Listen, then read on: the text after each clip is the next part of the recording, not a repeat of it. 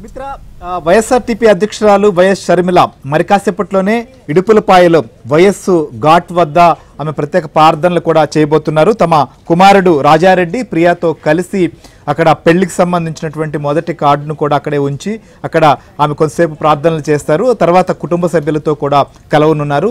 దీని తర్వాత విజయవాడకు వెళ్ళి విజయవాడ నుంచి కూడా నేరుగా ఢిల్లీకి వెళ్లే వరకు వెళ్ళాలని చెప్పి ఇప్పటి వరకు కూడా వారి యొక్క రూట్ మ్యాప్ అయితే సిద్ధం చేసుకున్న పరిస్థితి. పార్టీ ముఖ్య నేతలతో భేటీ అయిన తర్వాత పార్టీ విలీనం చేసే విషయం పైన కాంగ్రెస్లో చేరే విషయం పైన స్పష్టత ఇచ్చారు. సో వైఎస్ షర్మిల తమ యొక్క రాజకీయ మార్పుకు సంబంధించి గతంలో ఆమె వైఎస్ఆర్టీపీ పార్టీ ప్రారంభించేటప్పుడు కూడా తన తండ్రి సమాధి ఉన్నటువంటి ఇడుపులపాయకి వెళ్ళి అక్కడ ప్రార్థన చేసిన తర్వాతే పార్టీ అనౌన్స్ చేయడం కావచ్చు. తెలంగాణ రాజకీయాల్లో ఆమె పార్టీ పెట్టి మొత్తం కూడా పాదయాత్ర చేశారు. అయితే ప్రస్తుతం ఆమె కాంగ్రెస్ పార్టీలో చేరబోతున్నటువంటి సందర్భం, మరొక వైపు తమ కుమారుడు వివాహం కూడా ఉండడంతో రెండింటిని దృష్టిలో ఉంచుకొని ఇడుపులపాయకు వెళ్తున్నారు. ఇడుపులపాయలోనే ఆమె యొక్క పార్టీ మార్పుకు సంబంధించినటువంటి అంశం పైన కావచ్చు లేదా కుమారుడి సంబంధించిన వివాహానికి సంబంధించినటువంటి విషయం రెండింటిపైన కూడా అక్కడ ప్రార్థనలు చేసిన తర్వాత ముఖ్యులతో కూడా ఆమె అంటే కుటుంబానికి సంబంధించినటువంటి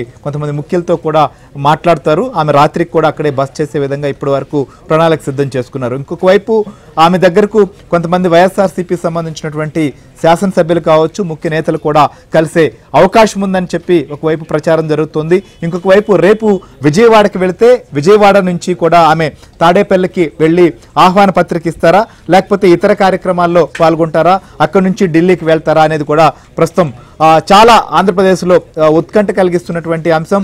షర్మిల రాజకీయంగా కాంగ్రెస్లోకి వస్తున్నారనేటువంటి అంశంతోనే ఆంధ్రప్రదేశ్ రాజకీయాల్లో తీవ్ర చర్చకు దారితీసినటువంటి పరిస్థితి. సో ఇడుపులపాయలో ఏం జరగబోతోంది, అలానే విజయవాడకి వెళ్ళిన తర్వాత అన్న జగన్ కుటుంబానికి ఆహ్వానం ఇస్తారా లేకపోతే మరెవరితోనైనా భేటీ అయ్యేటువంటి అవకాశం ఉంటుందా, లేకపోతే ఢిల్లీకి వెళ్ళిన తర్వాత అక్కడ షెడ్యూల్ ఎలా ఉండబోతోందో కూడా మనం డీటెయిల్గా చూద్దాం. మా కడప నుంచి ఇడుపులపాయ నుంచి కూడా శ్రీనివాస్ ప్రస్తుతం మనతో పాటు లైవ్లో ఉన్నారు.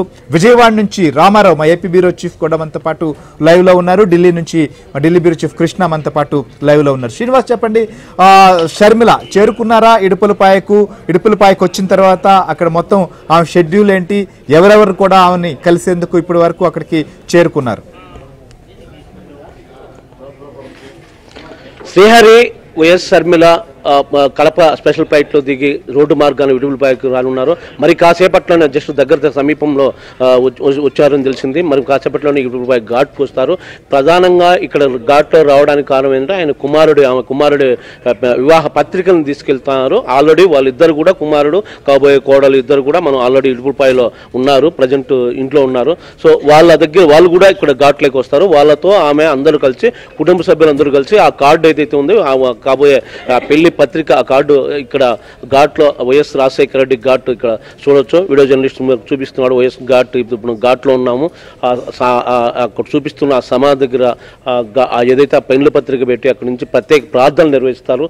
ఆ పెళ్లి పత్రిక పెట్టి ఆ తర్వాత ఆ ప్రక్రియ అంతా మొత్తం ముగిసిన తర్వాత రాత్రికి ఇక్కడే ఇడుపులపాయ ఇంట్లో తన నివాసంలో బస్ చేస్తున్నారు. అయితే ఈ ప్రక్రియ అంటే వివాహ పత్రిక సంబంధించిన ఘాట్లో ఉన్న ప్రక్రియ పూర్తిగా కాగానే రాత్రికి ఇక్కడే బస్ చేస్తారు. ఆ తర్వాత రాజకీయ టెన్షన్ అయితే మొదలవుతుంది. ఎందుకంటే ఇప్పుడు ఆ ఇంట్లో ఇక్కడ ఇడుపులపాయ అనేది ఇప్పుడే కాదు గతంలో కూడా ఆమె ఏ కార్యక్రమాలు శుభ కార్యక్రమాలు ఏ చేసినా అటు జగన్ రెడ్డి కావచ్చు ఏమో కావచ్చు ఫస్ట్ సమాధి దగ్గరే దానికి సంబంధించిన ఏర్పాట్లు చేసి ఇక్కడే ప్రత్యేక పూజలు నిర్వహించి చేస్తారు. ఆ తర్వాత మళ్ళీ ఇంటికి వెళ్ళిన తర్వాత ఈ రోజు అయితే కానీ చాలా ఇంపార్టెంట్.